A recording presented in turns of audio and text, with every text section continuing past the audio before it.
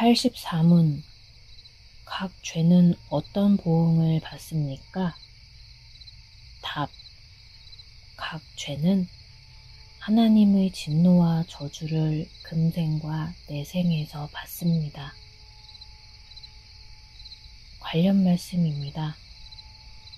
누구든지 헛된 말로 너희를 속이지 못하게 하라. 이로 말미암아 하나님의 진노가 불순종의 아들들에게 임하나니. 에베소서 5장 6절.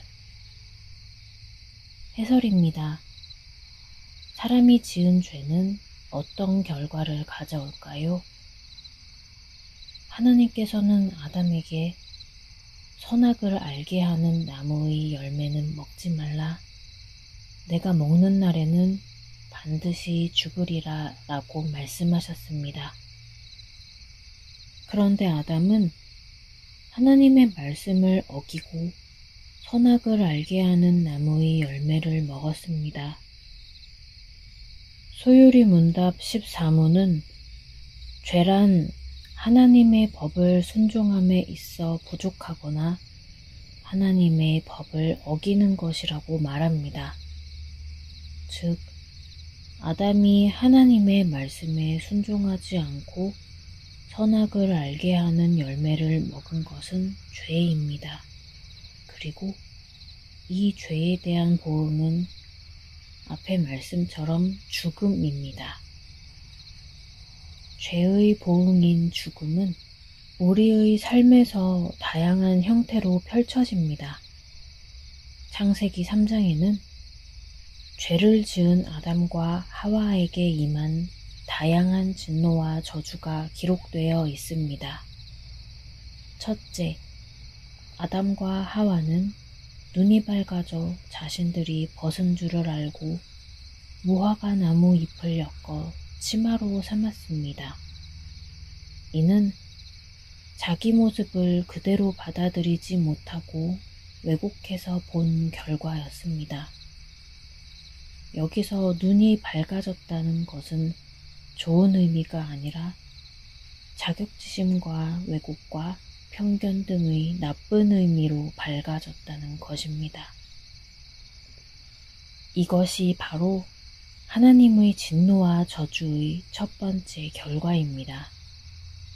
둘째, 아담과 하와는 그들을 찾으시는 하나님의 낯을 피하여 동산나무 사이에 숨었습니다.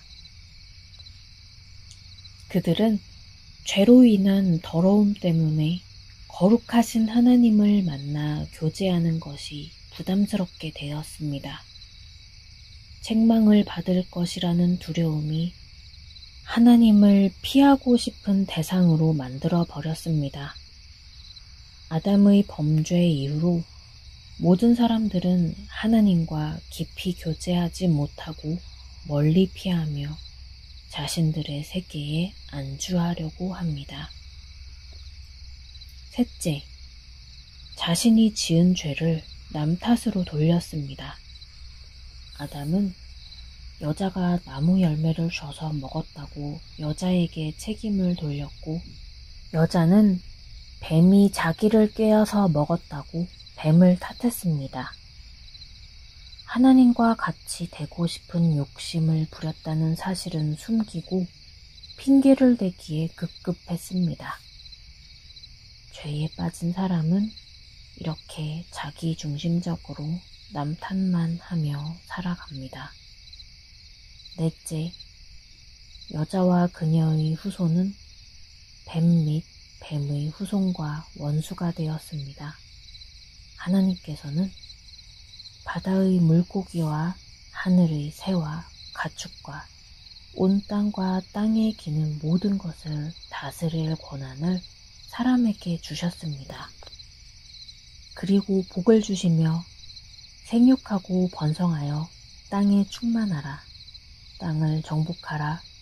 바다의 물고기와 하늘의 새와 땅에 움직이는 모든 생물을 다스리라고 말씀하셨습니다. 그런데 이제 하나님의 결정적인 도움 없이는 정복하고 다스릴 수 없는 원수가 생긴 것입니다. 이 원수 때문에 모든 생물을 다스리는 것도 어려울 수밖에 없습니다. 다섯째, 여자에게는 임신하는 고통이 크게 더하여졌습니다. 또 여자는 남편을 사모하고 남편은 여자를 다스리게 되었습니다. 여섯째, 땅도 저주를 받았고 그 결과 아담은 평생 수고해야 그 소산을 먹을 수 있게 되었습니다. 모든 생물의 먹거리를 제공하던 땅에 가시덤불과 엉겅퀴가 생겨났습니다. 이제 아담은 죽을 때까지 얼굴에 땀을 흘려야 먹고 살 수 있게 되었습니다. 땅에 가시덤불과 엉겅퀴가 생겨났다는 것은 그와 연결된 생태계 전체에 이상이 생겼다는 의미이며 거기에 기초한 인간 문명도 끊임없이 부침을 겪을 수밖에 없다는 의미입니다. 일곱째, 흙으로 지음받은 아담은 결국 흙으로 돌아가게 되었습니다. 선악을 알게 하는 나무 열매를 따먹은 결과 하나님께서 말씀하신 것처럼 피할 수 없는 죽음이 찾아왔습니다. 사람은 누구나 죽습니다. 그런데도 많은 사람이 계속 살 것처럼 이 땅 위의 것들에 집착하면서 죽음 이후를 준비하지 않습니다. 정확하게 말하면 죽음 이후를 어떻게 준비해야 하는지 모릅니다. 그래서 죽음이 왕노릇합니다.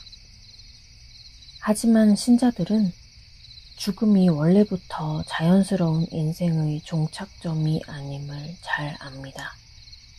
죽음은 단지 죄로 인한 결과입니다.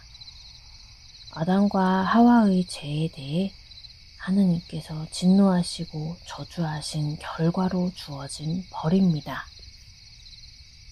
우리는 왜 모든 인간이 죽어야만 하는가라고 생각해야지 죽음을 당연시해서는 안 됩니다. 죽음이 죄에 대한 하나님의 보응임을 알아야만 그 해결책에 관심을 두고 길을 찾아 나설 수 있습니다. 여덟째, 아담과 여자는 에덴 동산에서 쫓겨났습니다. 그 이후로 사람들은 자기 방식대로 에덴 동산을 만들어 보려고 시도했지만 모두 실패했습니다. 땅이 받은 저주, 그리고 남자와 여자가 받은 저주를 해결하지 않고는 절대로 에덴 동산을 만들 수 없습니다. 설령 지상낙원을 만들지라도 사람이 늙고 병들어 죽으면 무슨 소용이 있습니까? 사람은 분명히 하나님의 진노와 저주 아래에 있는 것입니다. 우리 인생 전반에 깔린 하나님의 이러한 진노와 저주를 모르고 인생을 살만한 것으로 생각하거나 사람이 꽃보다 아름답다고 칭송만 하는 것은 어리석은 일입니다. 이는 본질은 뒤로하고 현상에만 집착하는 근시안적 관찰입니다. 사람은 하나님의 형상으로 지음을 받았기 때문에 분명히 꽃보다 아름답지만 죄로 인해 비참하게 늙고 병들어 죽는 모습은 꽃에 비할 게 못됩니다. 떨어지는 꽃잎은 향을 품어 아름답지만 썩어가는 인간의 육신은 역겨운 냄새를 풍기며 비참하게 뭉그러질 뿐입니다. 많은 사람이 찰나와 같은 인생에서도 아름다움을 발견합니다. 인생은 아름답고 이 세상은 너무나 멋집니다. 죄로 인해 하나님의 진노와 저주 아래 있는 인생과 이 세상이 이렇게 아름답고 멋지다면 하나님의 진노와 저주가 없는 세상은 얼마나 더 아름답고 경이롭겠습니까? 신자는 하나님의 진노와 저주가 거친 세상을 꿈꾸어야 합니다. 성경은 하나님께서 그러한 세상을 신자들에게 주시기를 기뻐하신다고 말합니다. 우리는 예수 그리스도의 생애와 죽음을 통한 대속사역과 그 사역의 유익을 우리에게 적용하시는 성령 하나님을 통하여 그러한 세상을 믿음으로 받습니다. 죄의 싹은 사망이지만 하나님의 은사는 그리스도 예수 우리 주 안에 있는 영생입니다. 내